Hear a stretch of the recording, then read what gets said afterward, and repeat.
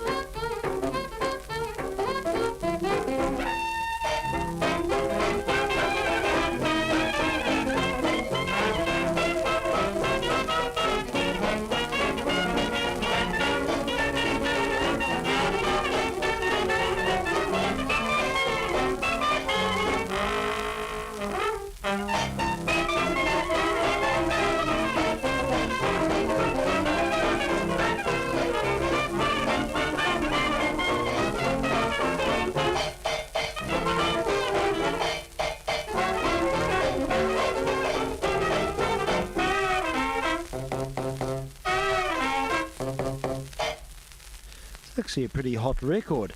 Unfortunately, the euphoric distortion from the light beam process isn't quite there. I think we've got mistracking issues here. Maybe we've got stylus problems again. I might just play the other side on another turntable and check this. This is quite an interesting record. I'm surprised how hot that is. And yeah, that's an original race record from the mid-1920s. I think it's 1926. Look, we'll try the other side. It's Heebie Jeebies, again, Bud Jackson, and we'll play it on the other table and see if we have a better resolve. Anyhow, This is vk3sl, and we're just getting sorted here gradually, and I think we're right now.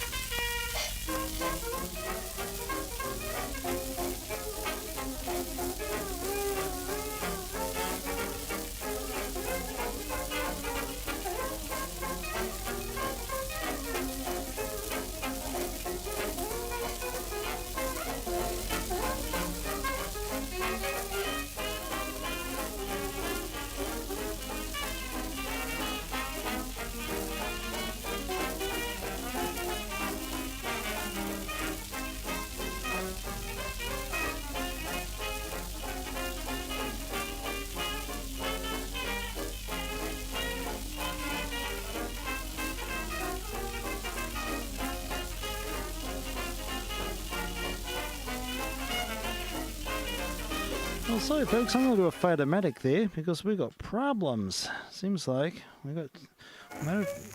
Yeah, I think there's RF getting into this. That should be happening. Ah, bad pickups. Not good. What we'll do...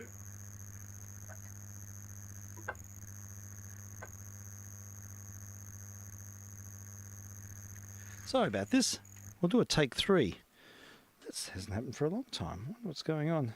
I have been mucking around with pickups a bit, but I thought it was all tried and tested. Well, we'll try it on the other turntable now. I'm keen to resolve this, and we'll have a listen to Bud Jackson's Swanee Serenaders.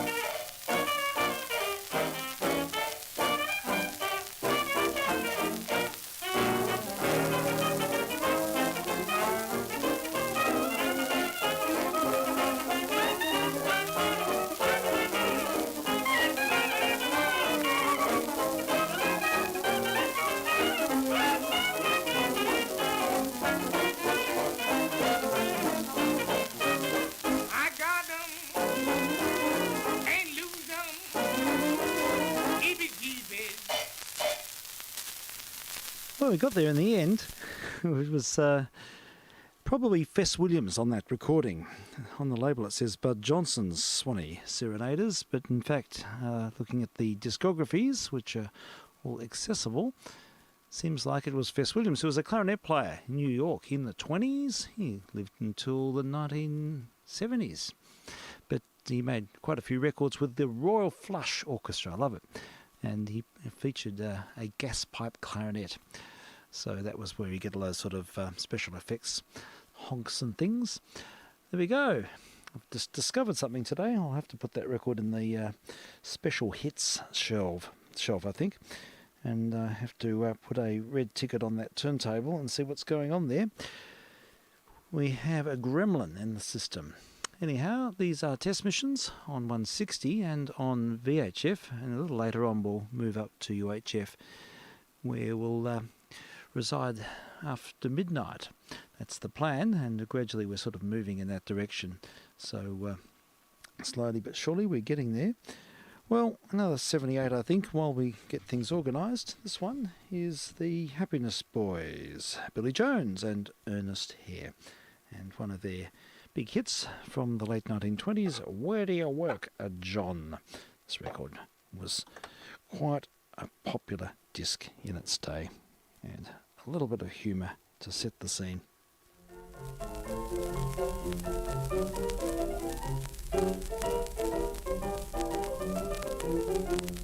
Good morning, Joe. Good morning, Mr. Murphy. I no see you in my barber shop for a long time. What's the matter? Yes, and if I get a shave like I got the last time I was in here, it'll be a long time before you see me again. What's the matter, boss?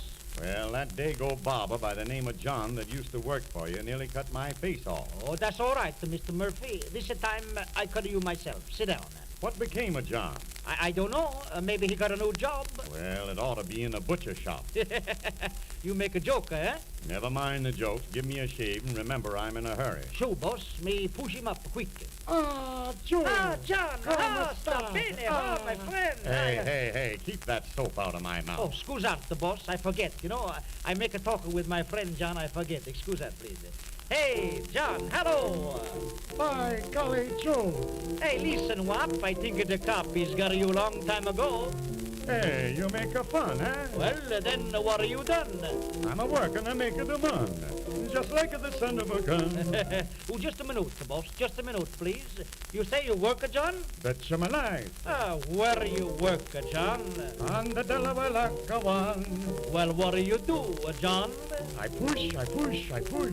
And what do you push, John? I push the truck. And where do you push, John? On the Delaware like a one, the Delaware like a one. Hey, paisan, I'm glad to see you. I'm glad to see you, too. John, I like you. I like you, too. You're a nice fella. Want you get me job like you? You want a scoop, huh? Push him up, huh? Oh, sure, Mike. I fix him up with a Mr. Bachicaloop. Bachicaloop? You mean a Giuseppe Bachicaloop? The bigger boss on the railroad? He's a tough guy. But you no be afraid. You a friend of mine. You friend of mine, too. You work with me, Joe. Where I work, John? On the Delaware like a one. What I do, John? You push. But what I push, John? You push the truck. And where I push, John? On the Delaware like a one, on the Delaware like a one. Where do you work, John? On the Delaware like a one. What do you do, John? I push. What do you push, John? I push the truck. Where do you push, John? On the Delaware like a one, on the Delaware like a one. Hey! The Happiness Boys, Billy Jones and Ernest Hare on an old Columbia, and a bit of frivolity, and get the rest of that record off. Trying to find the plug to connect Zoom. Everything's messed up here. This is the thing. I use the space recreationally and missionately, and because of that, everything gets mixed up, and it's just completely out of control, to be honest.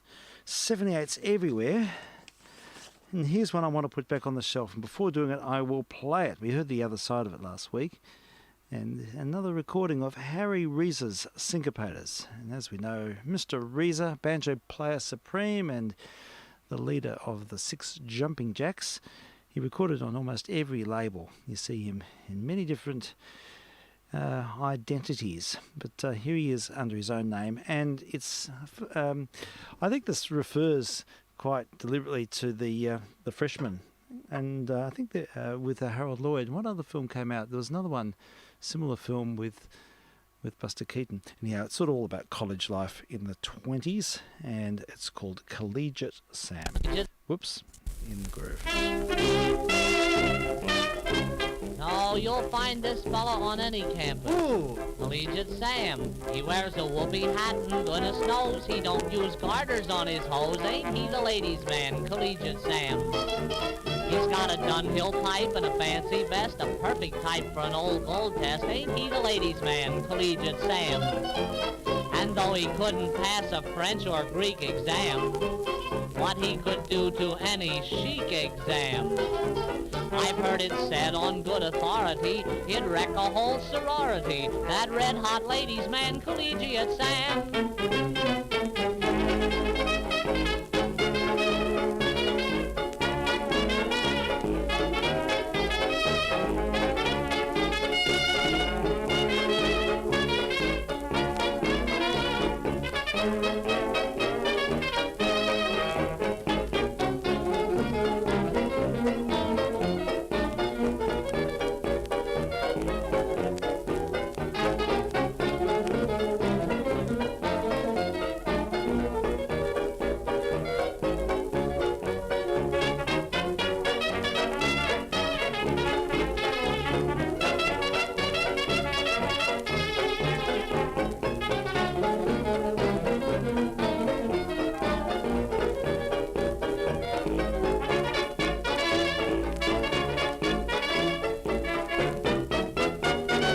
Everything Collegiate, he walks and talks, collegiate, he eats and sleeps, collegiate, collegiate through and through. His ties are all, collegiate, his shoes are all, collegiate, his clothes are all, collegiate, collegiate through and through. His raccoon coat, his raccoon coat, his alley cat, they threw it out They threw him out. of every frat. Outside some. He finds them in, collegiate, he loves them in, collegiate, but he leaves them in, collegiate. collegiate through and through.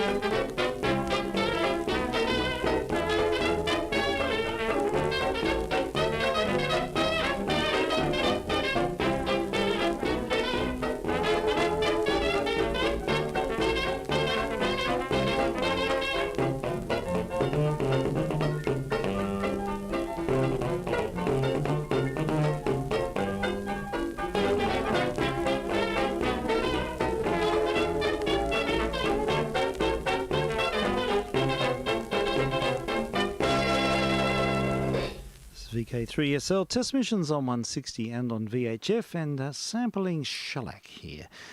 Original 78s to air is the way it all happens here.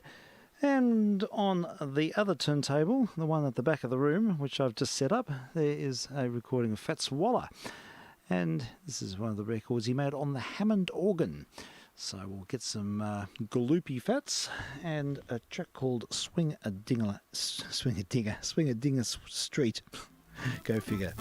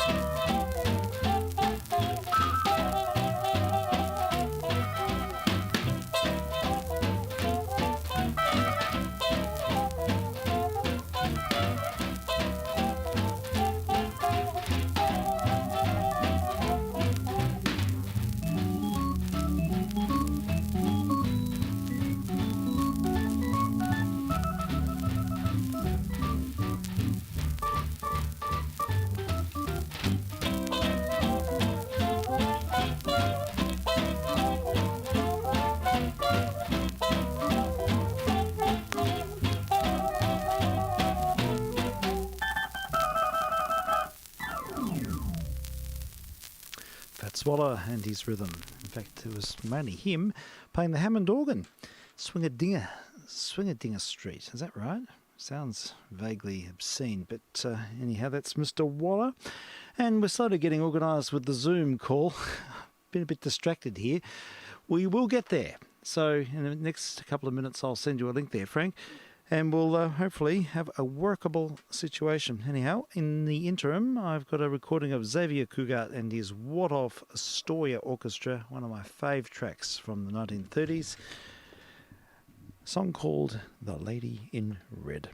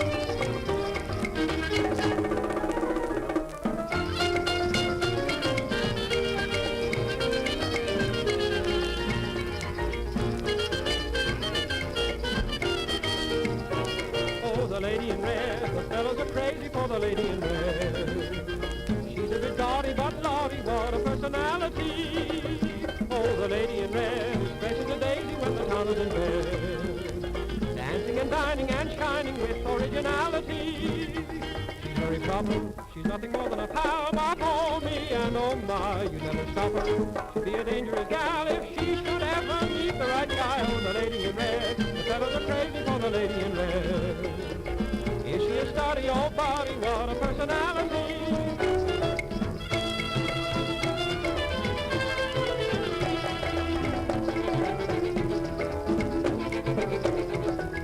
Say, have you ever met the girl who's the toast of the town? A work of art without a question. You'd better write her number down.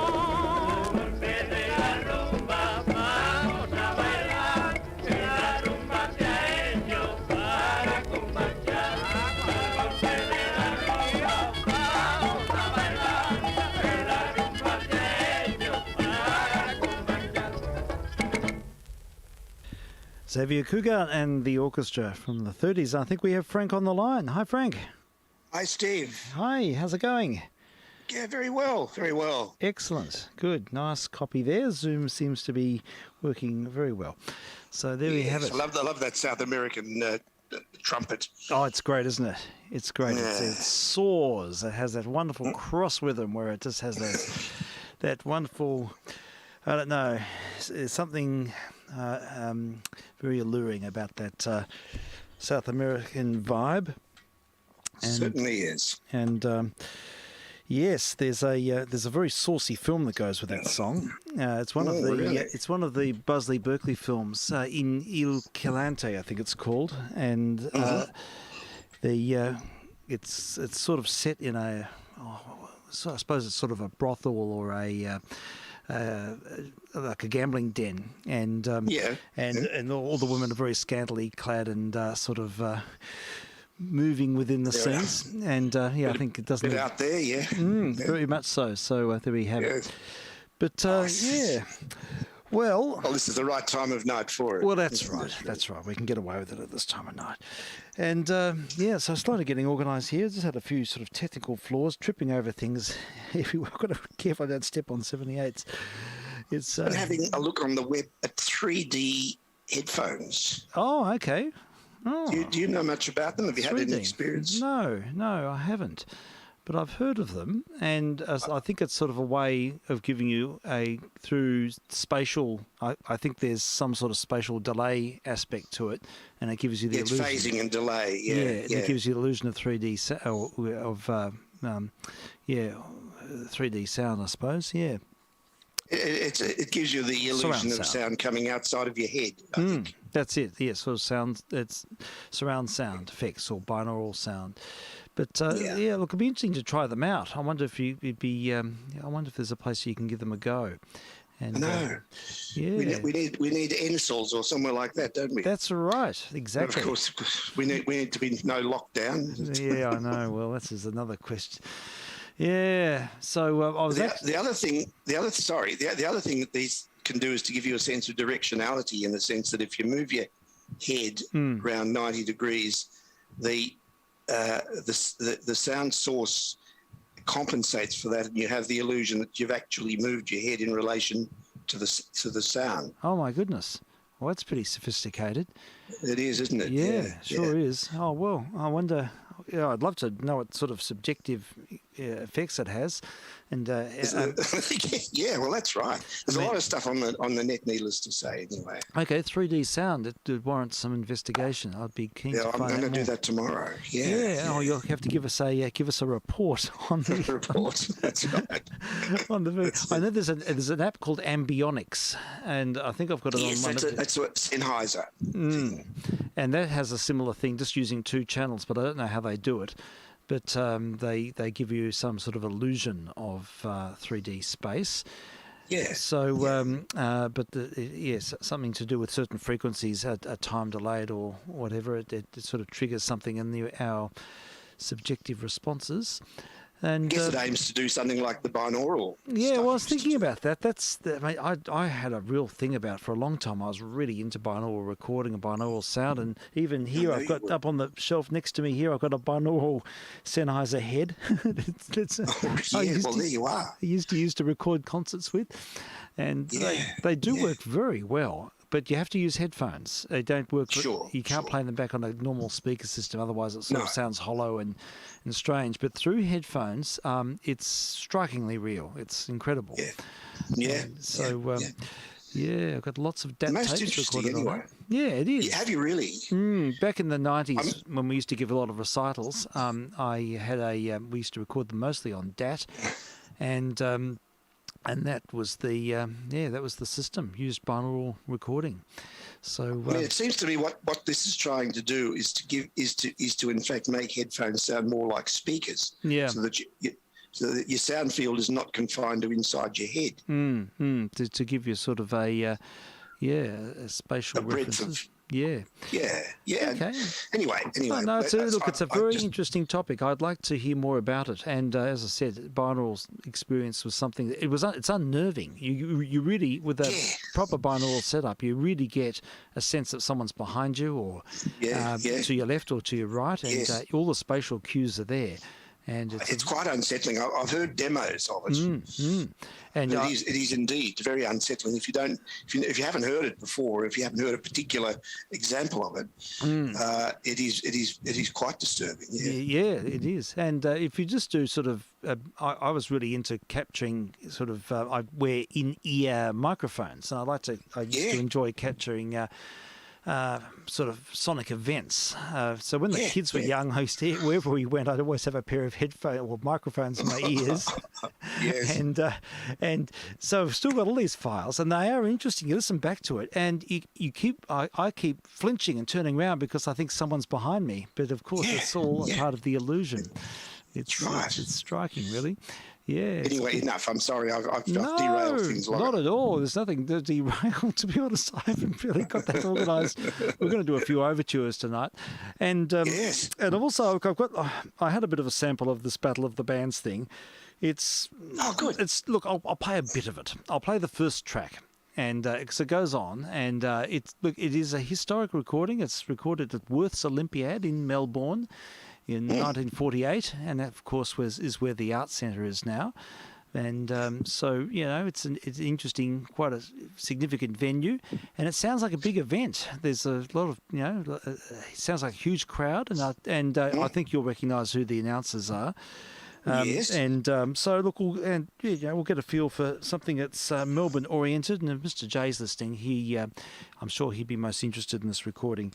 So we'll sample this now. So I've just got to click on the cassette. It's off a cassette. I dubbed this back in the 80s, and I found it just recently.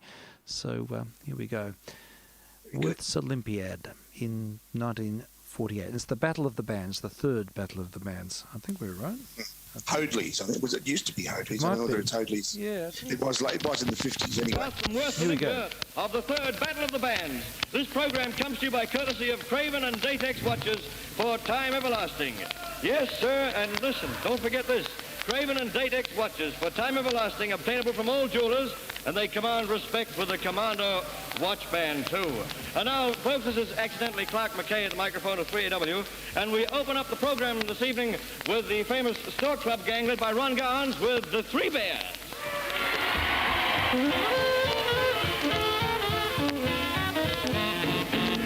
Now, once upon a time, in a neat little cottage, there lived three bears.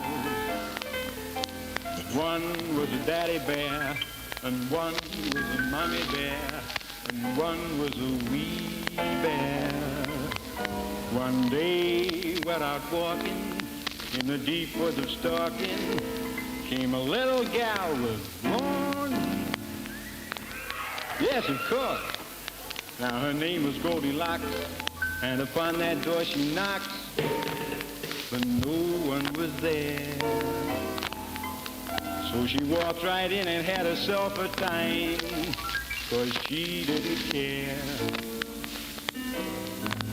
Soon she got sleepy, went to bed upstairs, when home came three bears. Someone's been eating my porridge, said the daddy bear. Someone's been eating my porridge, said the mommy bear. Hey, Bob, wee bear, said a little wee bear. Who's the guy that goes in my chair? Someone's been sleeping in my bed, said the daddy bear. Someone's been sleeping in my bed, said the mommy bear. Bear, Bob, wee bear, said the little wee bear. Who's the guy that goes in my chair? Just then, Goldilocks broke up the party and beat it out there. Bye, bye, bye, bye, said the daddy bear. Goodbye, bye, says the mommy bear. Hey, Bob, wee bear, said the little wee bear. So ends the story of the three bears. The bo baby, bo baby, Mama.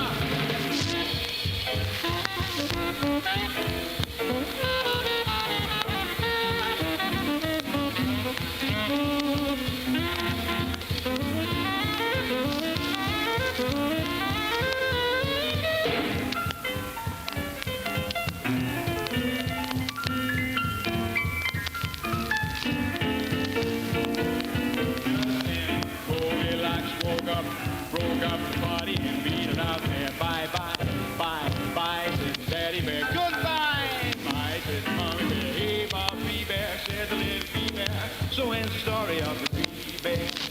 Now, don't forget, don't go down to the woods tonight, 'cause the bears will get ya! Bo, bo, bo, bo, oh, hey!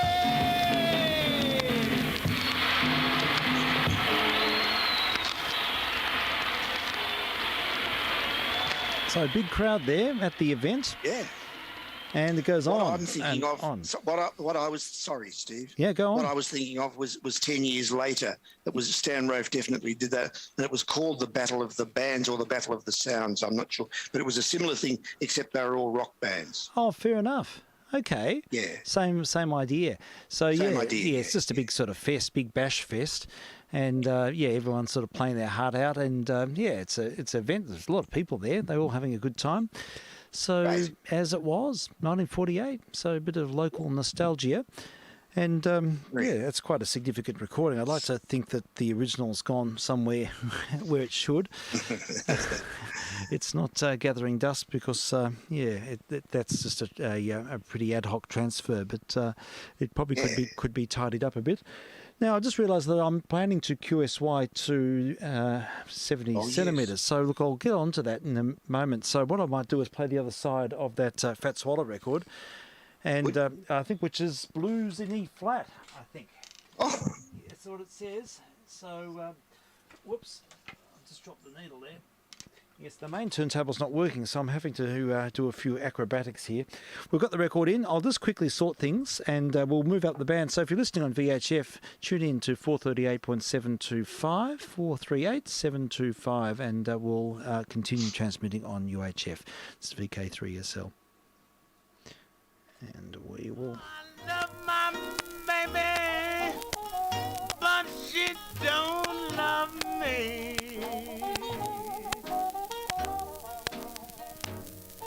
She gave me some squirrel juice. She's got me running up a tree, up a tree, up a tree.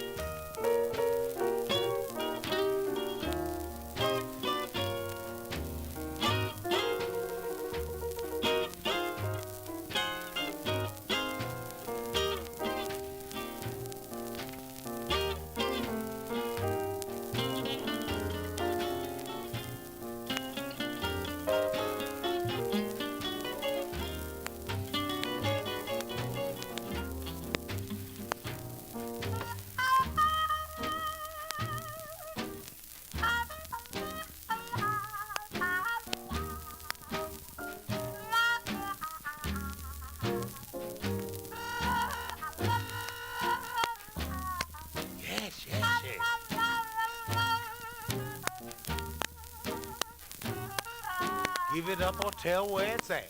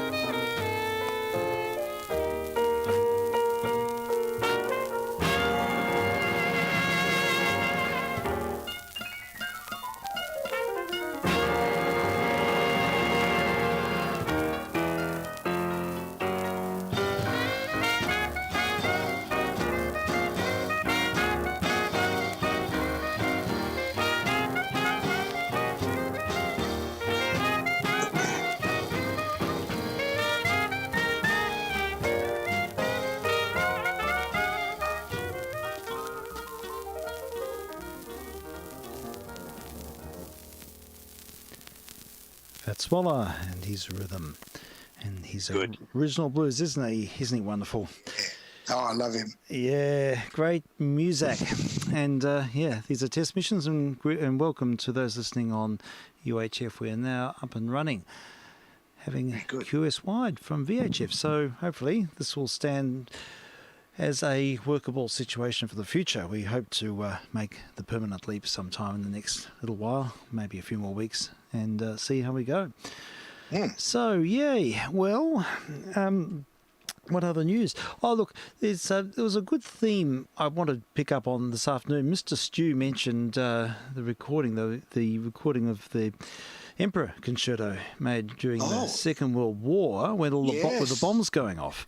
Yes, and indeed. It was recorded in Berlin at the in I think 1945, not long before the city was completely flattened. Blown up. Yeah. And the radio orchestra with Mr. Geezer King.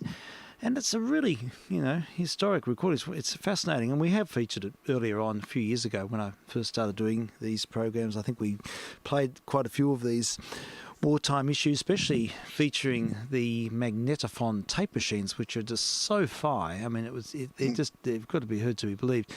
But, we're sort of back in austerity mode, I think, at the moment. So being locked out and unable to express ourselves.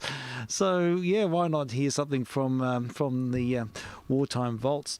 And I've been able to dig up a few recordings from that era where there are extra effects. So, actualities recordings with... the sound of artillery fire and planes and things. So, do you want to have a listen to this?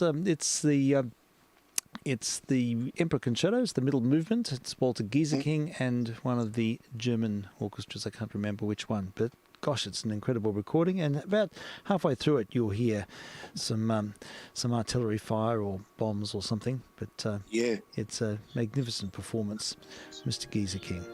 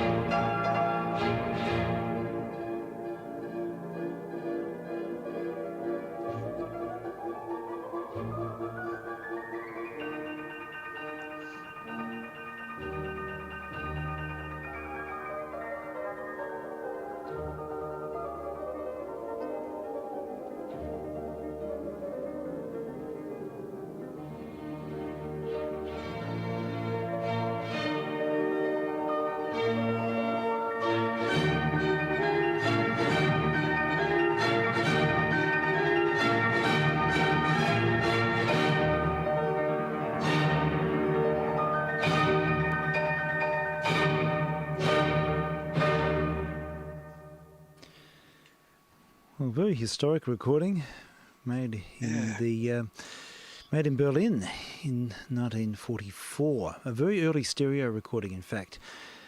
Oh, So an experimental stereo recording, and of course the situation is it's just almost impossible to contemplate. Just the how would you concentrate? I don't know.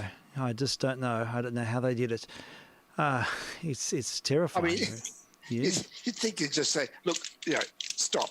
Yeah, just we be can't. safe. Go home. Get in your bomb yeah. shelters. Yeah, That's right. yeah. Staggering, isn't it? Go into your own shelters. You know? Yeah, that's right. And here they are just playing on, and it's such a sublime piece of music in the middle of something that's so totally abhorrent and awful. So it's such a paradox and a contrast, isn't it? it is. Music can be sort of frame really just awful things like that. I never forget there's that terrible moment in the film Schindler's List Yes. where the guy's playing, when they're clearing out the ghetto and the guy's playing Bach on the piano. There's a piano inside the ghetto and the soldiers playing Bach, and they're machine gunning the ceiling and where all the Jewish people were hiding, and it's just raining blood. And it's the most horrible scene. You actually don't see anyone, but you just see the effects of the action, the blood dripping from the ceiling, from liquidating the ghetto. But the fellow's, another soldier is playing Bach in the room. Yes, And I'll never forget that. yeah. I can never watch that film again because it just upset me so much. Too confronting. Oh, it's really too confronting. I can't handle it. But but that scene, such sublime music in such a in the worst situation. Yes. And some things. Anyhow, there we have it. That's a That's real life drama. It certainly is. It certainly is real life drama. Now there is also a recording of Wanda Ledowska. Now I don't know why I struggle with her name. I never can remember That's her right. name. Wanda, she calls it. Wanda It's- Landowska. She's Polish. Yeah, absolutely. I know a little bit about her because I think might have told you the story that I have a recording of her playing the Italian concerto given to me by Peter Mann, who used to run Discurio. Oh, okay. Yeah. Yeah, Kathy and I used to go there every Friday night, and I'd buy all these Supraphon recordings that he had. Fantastic. They were brilliant. They cost $2.99, and they were superb orchestral recordings. Oh, marvellous. Yeah. Czech label, I think you know. I know Supraphon Records very well. Got a lot here, and they are beautifully recorded. Excellent. I know. Yeah. I know. So excellent. they were just brilliant value. Yes. Yes. And we got to know Peter pretty well, and then we went in one night and told him we were engaged, as we were. Yeah. And he gave us this lovely. I've still got it, of course. It's a recording of Wanda playing the Italian concerto. Oh, how wonderful! Beautiful work. Oh, we'll have to feature it. We'll dedicate it to you and Kathy. We'll find the recording. It's a magnificent concerto. I love the middle movement. Middle movement's one of those movements where time stands still. The middle movement of the Italian concerto. It is lovely. Yeah, it's really very just powerful. on Wanda. Peter Todd was telling us when he was giving us this that she was very largely responsible for, according to him, for the revival of the harpsichord, in Europe. Oh, okay. She made a big thing of it, and she taught it, and she played it virtuosically. Yes. And really put it up in lights. Yeah, that's great. I know that she sort of treated the harpsichord like a piano, so she had these mega instruments, these huge instruments, which she sort of had made for her. And I quite like them. I like the sound of those, the beat, and you get much more resonance out of a highly... Yes, you do. And so her recordings always sound very full and resonant and, larger than life, and it's probably reflected her personality as well. Yeah, it probably did. There are old harpsichords that are in that mould. Yeah. Probably not as effective, but they were made by a guy called Pleyel. Oh, okay. Because you see Pleyel pianos, but that was probably a later. That's right. Well, he also made the harpsichords, and they were really big and full-bodied sound. Yes. Yeah, okay. Oh, that's interesting. Play-all harpsichords. That's something Yeah. I'd like to look into. Yeah. Okay. Oh, that's great. Well, we'll have a little bit of harpsichord now. We'll have a little bit of wonder, and the recording again made during the war, and Yes. we'll sort of cut in partway through it because it goes on a bit, and Yes, I know. and it's a Scarlatti sonata, and there are a couple Oh, of I love these. yeah, they're beautiful, and there's a bomb going off with this recording as well, and I think it was made in no, it was actually made in France, and it was during the Nazi invasion of Paris. So the circumstance of this recording are just unbelievable because the city was being taken over as she was recording this. So you hear the bomb go off, and there's a bit of action here, and it's a little bit more obvious than it is on the last one. So see what you think. Okay.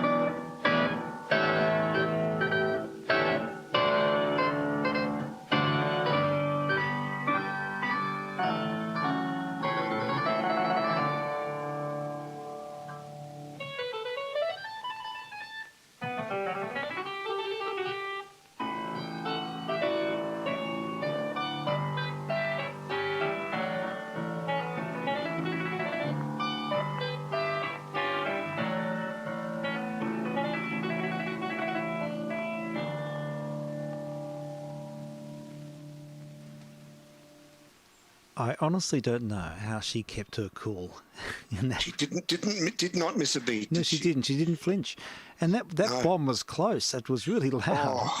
Oh, God. It's extraordinary, isn't it? Do you know, It is. I really like that sound of harpsichord from that era. It's not too tingy, and No. so that medium fi sound of the harpsichord, I reckon, works better for me.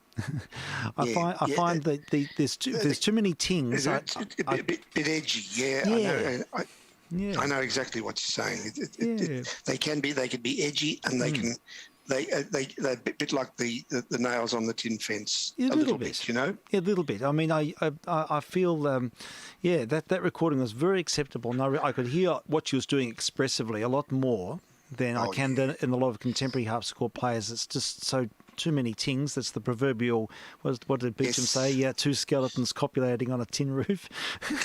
That's not bad, is it? That's a good one, Mr. Beecham. Yeah. He had a neat turn of phrase, old Tommy. Oh, he certainly did. He was brilliant. So, I thought that wraps it up. But no, I think, Miss Landowska was certainly held her cool on that recording. Amazing. She did. She did.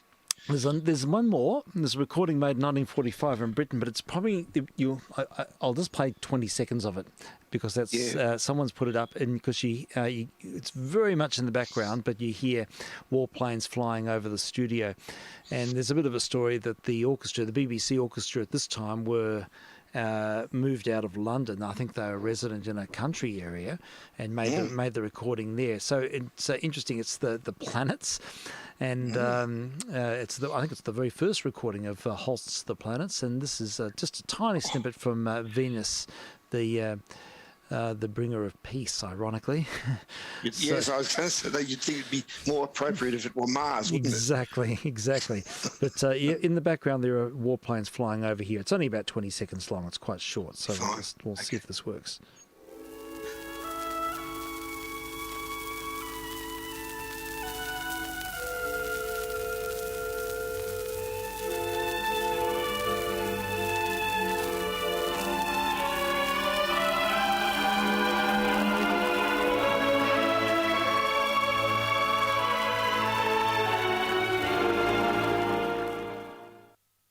There you go. Could you hear that?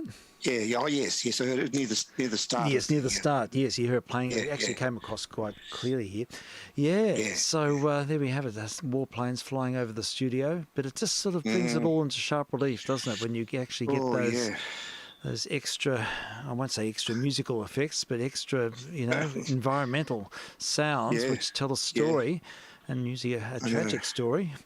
So, I'm sure there are many other examples as well. But I suppose. But, gee, yes, it's quite sobering, isn't it, really? Yeah, I think it is. It certainly is sobering. And although I would never compare our times to that time, I think it's it is interesting to have a listen and reflect on the sort of conditions that people had to live in and how life went on, I suppose. That's the enduring theme there, that people kept playing music and they kept going to concerts, and Myra Hess gave her concerts at the National Gallery with bombs going off. I've often wondered if there are any recordings of her performing under duress, because I know that a number of her concerts there was bombs flying all over the place, but I don't know. I don't think they were recorded. So, it's a... interesting one. So anyhow, we're going to play a few overtures as well, I think, tonight. And did you have a few any Bach overtures in mind that I sent them to you. Oh, I didn't get them. That's interesting. Oh no. Oh no. Let me check my emails. Unless it's just gone through. No. Isn't that weird? It's not there. I'll look up on my... Oh, that is really strange. I can have a look. Check my own thing here. Okay, well, look, we can still dial them up. But anyway, I could remember what I sent you. There are only 2. Yeah, sure. I'll just check and see if it's it shouldn't come up on the junk list. No, it hasn't. I don't know what's gone on there. I'll just see if it's in my sent. Anyway, look, it's no matter. I can tell you. Yeah, that's fine. The first one is to cantata number 29. Okay. And they're not really called overtures, they're more called symphonias. Oh, yes. But they did open the cantata, didn't they? Yes, they did. Okay. So they are, for all intents and purposes, they are overtures. Yeah. So cantata 29. 29. He called them symphonias. Yeah.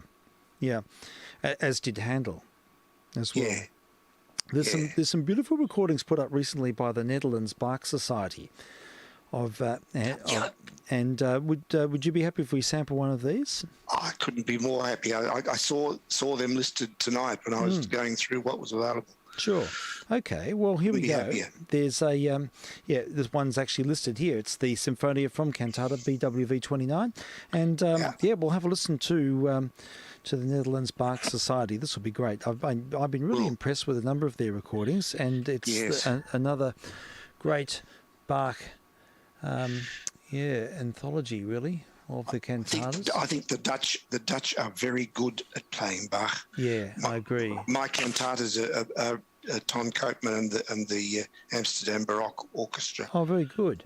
Oh, that's great. And I love them. I mean, I picked them out among others, and Sure. I haven't regretted it. Okay, that's most excellent. All right, we'll have a listen now to this version, and we'll enjoy the Symphonia.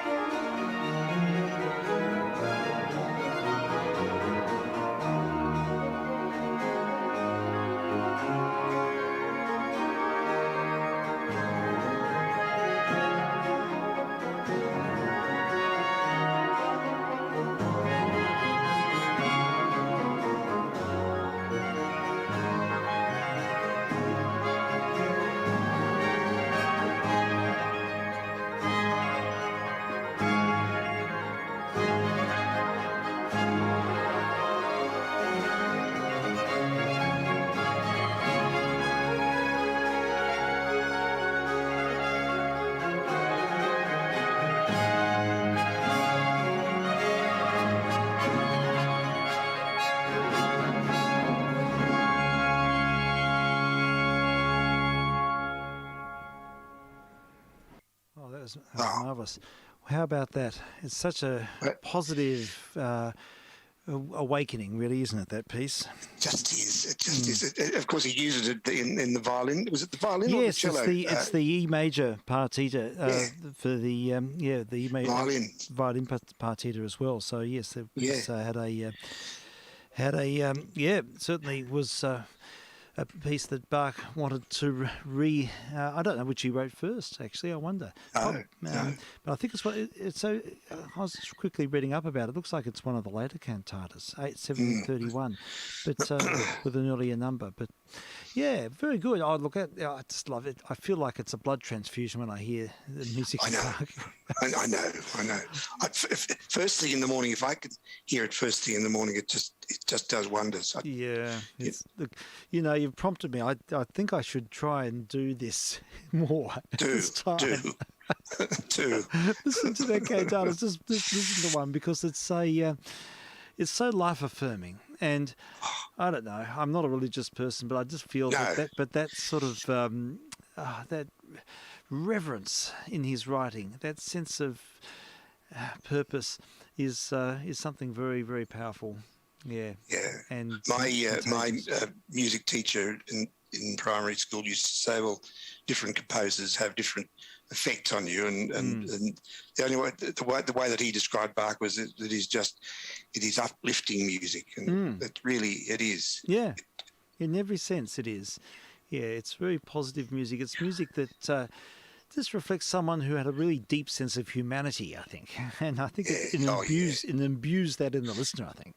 Oh, it does. Something like that. I don't know. We must sound pretty strange to people who don't really like we need Mr. Wonderful to chime in. Yes. I know, we do. So there we go. Hello, if you're listening. Yes, indeed. So what we'll have to hear some more Bach. You've got another one, I hope. Yes, I have. Now I checked, and that email is in my sent list. Yeah, so. look, this happened before. I don't know. I really don't understand why this has happened, because I've checked and it just hasn't emerged. It must be the server has a time delay or something. I don't know. I'll see if it pops up tomorrow. I can send it to you again anyway, just for the record. I mean, yeah. Well, if you like, that could be good. But I'm just keen to. I'll sort that out tomorrow anyway. I won't figure it. So you're sending it to my Hotmail, aren't you?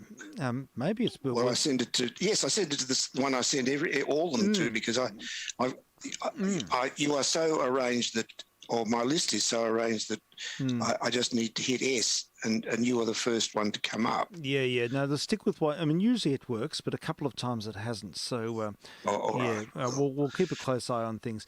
Now, the next one is the Symphonia 2, Cantata 156. 156, Mr. Bach. And let's see. Yeah. Here we go. Another recording from the Netherlands Bach Society. Are you happy for us to give them a go?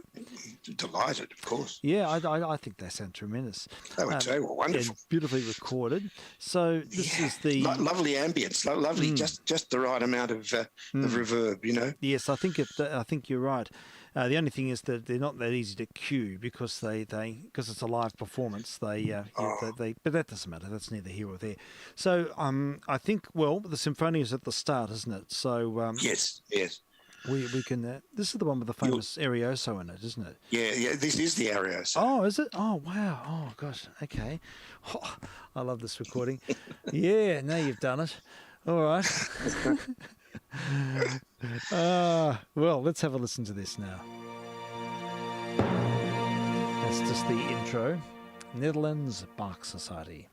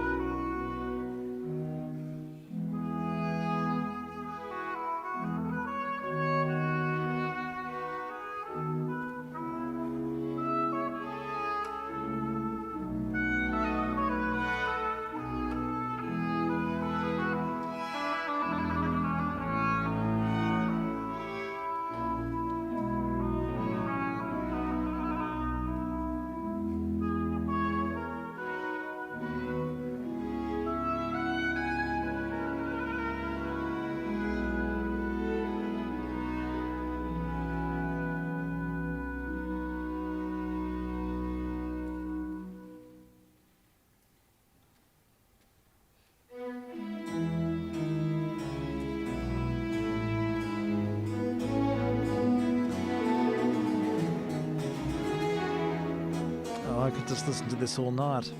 Yes, I know. I know. So could I. Oh, fabulous. There we have it. The famous, renowned Arioso, which of course also manifested in the piano concerto, harpsichord concerto in F minor. What is it? BW 1056, I think. Is it? Yeah, Well, that's what this one is.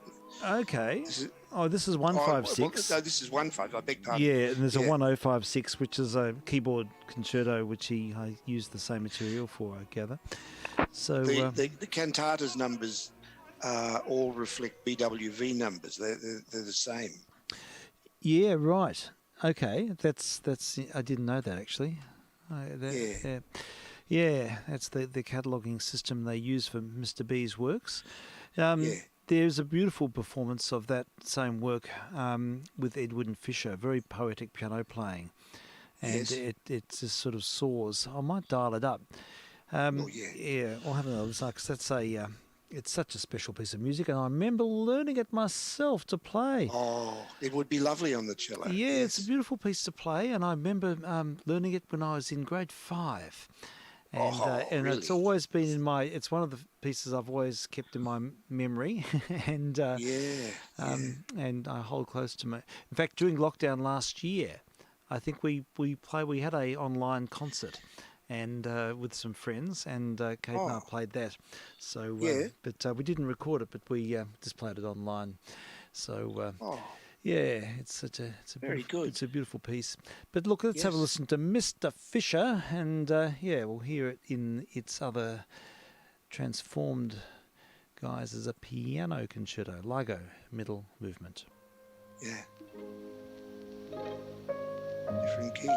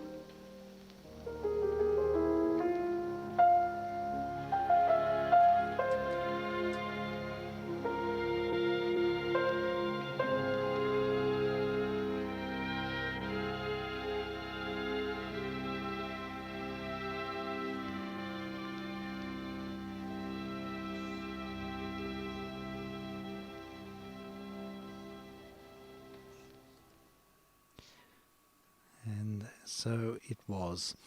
Beautiful, beautiful. It's just striking how lyrical the piano can be when it's played.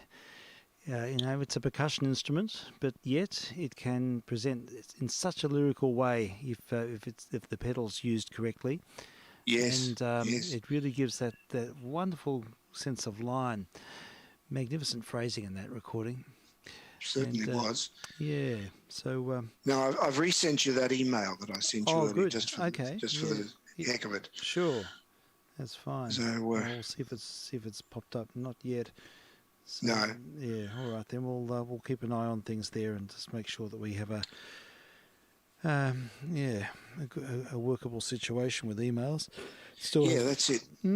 It's. I don't think it's at my end. No, it's probably not. It's somewhere in between. Because I get some of your emails, but not a couple of times lately. This has happened. Yeah. But I don't think I want to play any other any other overtures after hearing this. I could hear another one from another cantata. Have you got another cantata? You can. No, I haven't actually. The problem we had was that we know that there are cantatas that have symphonias, but we haven't sort of noted which of them they are, and it's a case of trying to locate them. What symphonia goes with what cantata.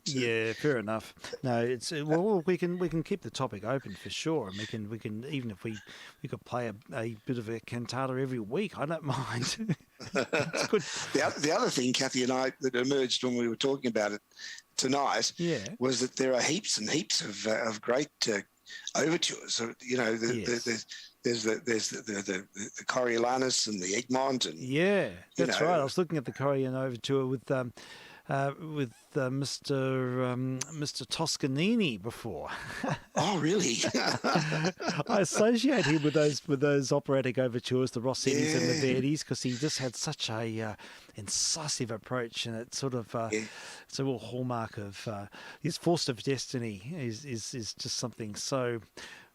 I don't know. It's just it's so measured. But after hearing these last two recordings, I don't think I can cope with hearing that. No. It's just too in your face and all that dry acidic, acoustics and stuff. But And there's lots of Rossini overtures, of course. Yeah, there are. Thieving Magpie that's right. Well, Thieving Magpie is a great one. That's it is, isn't it? Yeah. That's a good one. We might get away with that. well, but I'm looking at the clock, and I'm also thinking that we have our. We're going to play the entire Richard Stillwell thing this evening. So maybe we should move in that direction, because it does go for 3/4 of an hour, and it'll terminate our chat early, unfortunately. But I think it really deserves to be played, and it's quite a special performance. And not possible because the SD card is right. I think you've got something. It's I've just turned it off. I'm sorry. Oh, that's all right. No worries. So this performance of the what's it called? Who Pays the Piper? So just to put things into context, for those who didn't hear us talking about it the other day, it's Richard Stillwell. It really is a glorified poem. And it sort of deals with the history of Western classical music, doesn't it? It does. In a sort of rather roundabout way, but it's quite very creative, and it uses a whole range of musical examples. It's all a bit tongue in cheek as well.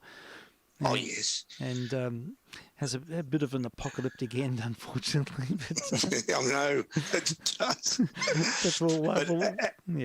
As the introduction on the web says, it's the words are by Richard Stillwell, and the music is by just about everybody. Yeah, that's right. It's just about everyone. We don't have any jazz or popular styles. That's the only thing that sort of puts it into a bit of a category. But that's not a problem at all, because we just hear it for what it is. But I think we can run with this now for the next 45 minutes. It's very compelling. It's an incredible story, and I presume, is it Mr. Stillwell reading it himself, or is it somebody else? No, it's someone Williams, I think, is reading it. Right. I don't think it's Richard Stillwell. There's quite a little bit of stuff by performances by Richard still go, sort of concert performances in front of a lot of people. Yeah. In duet with another bloke. Yes. It's all comedy. Yeah. With a touch of poignancy. Yeah. A lot of it. Yes. It's quite brilliant. It's absolutely worth listening to. Oh well, I certainly will. I'd like to find out more. I think he was stuck with this one because he uses so many musical examples, and he was probably it meant that he couldn't get copyright clearances for the mainstream media because this does not show up anywhere at all. It's nowhere in the public domain. You can't. I've looked high and low, wide for this. And I've have not seen it anywhere. It's not on YouTube. It's not on any of the main media outlets. So I had a big look last night, and the closest you can get to it is that you can get the text of the poem. Right. Okay. Interesting.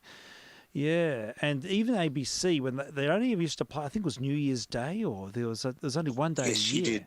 Yeah, it was always Marion Arnold who did it. Yes, that's right. It was her baby, and I remember I listened to it each year. And, yes. I think it was something like New Year's Day. It was on a sort of a prominent, day of the year. And yes, that's right. And so look, we do have a copy, and this was a gift to me many years ago, back in the 80s. And by a friend of my mother's, and so I dubbed it off this morning while I was teaching, and it's a reasonable copy. It's off air, and you get the you get a little bit of off air noise on it, but it's okay, and off ABC, and I think we'll run with this now for the next bit. So sounds good. Okay, so thank you, Frank. It's always good to have our chat, and your selections were just marvellous. Those Bach selections have done it for me. That's exactly what I needed. I tell you what. Thank Mr. Bach. Not me. Yeah. While I'm queuing this up, I will play something else because I know just a quick thing, because it's just suddenly dawned upon me that Mr. Fleming sent me a link today to a piece. Now he was really inspired by. It's a Weaver's song. Oh, good. Yeah. Good. So if I can find it here we go. Yeah, having a big Weavers week, aren't we? Which is great. Had. Well, that's right. And I'd like to feature some of the other albums, and good to seek out the one of them in concert. And then, there's too many topics to talk about. Because here we go and introduce something, and then we get sort of sidetracked onto another line. But yes, I've also spent couple of hours looking up recordings by Alex Lomax the other day. Alan Lomax. Yeah, sorry, Alan Lomax.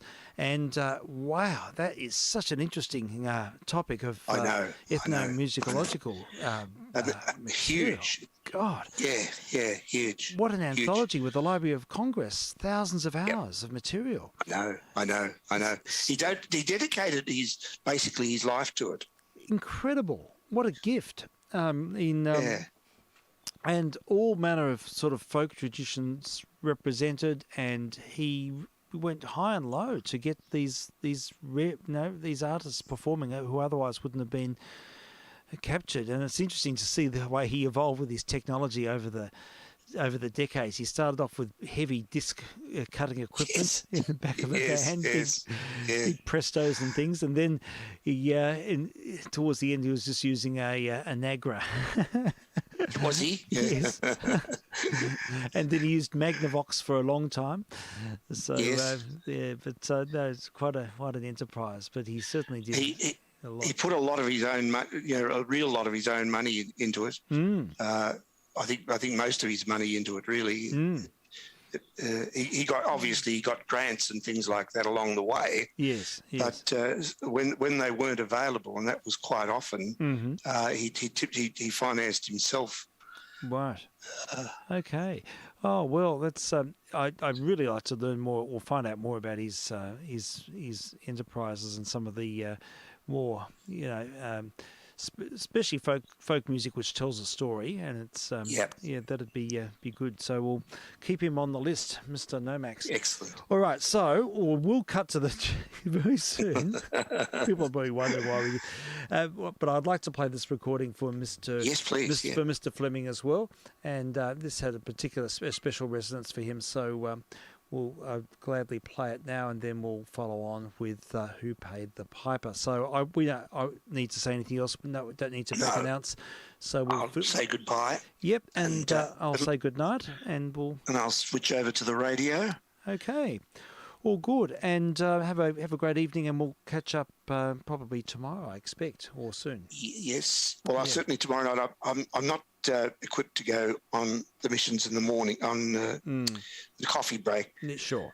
I've still got to sort some things out. So okay, that's maybe all fine. Yeah, that's no problem whatsoever. It's all good. All right. Well, we'll hear now this first recording of Kisses, Sweeter Than Wine with the Weavers from 1951, followed by Who Pays the Piper. This is vk3sl saying cheers for now. vk3jr, likewise. Cheers, Steve. Cheers.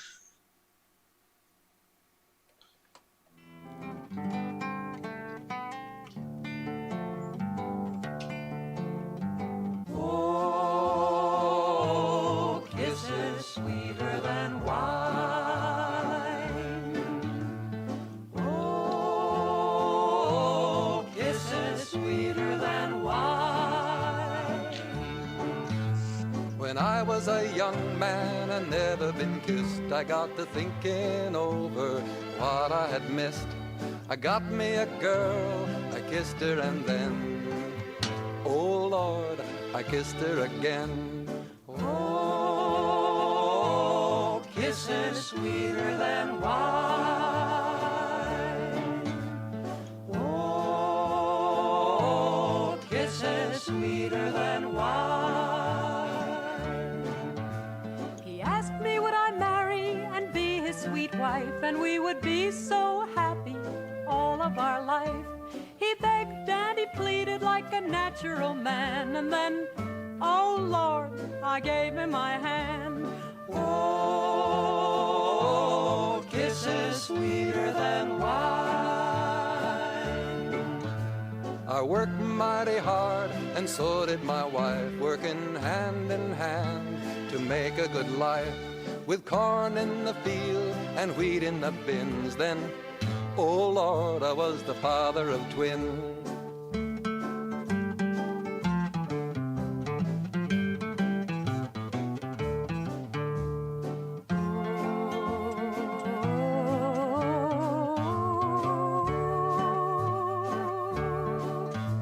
Our children numbered just about 4. They all had sweethearts a knocking on the door. They all got married and they didn't hesitate. I was, oh Lord, the grandmother of 8. Oh, kisses sweeter than wine. Now we are old and ready to go. We get to thinking what happened a long time ago. We had a lot of kids, trouble and pain, but oh Lord, we do it again. Oh, kisses sweeter than wine. Oh, kisses sweeter than wine.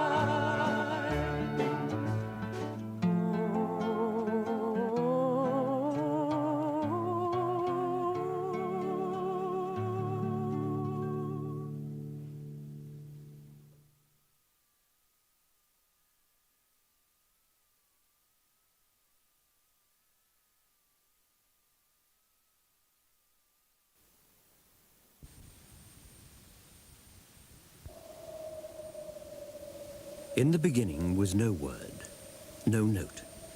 No symphonies were heard, and no one wrote Suite Number 4 for alto flute in E. There were no flutes, no suites 1, 2, and 3. But there were birds, and I suppose we may assume they sang then as they do today. Now this is long before the dawn of man, but there were gods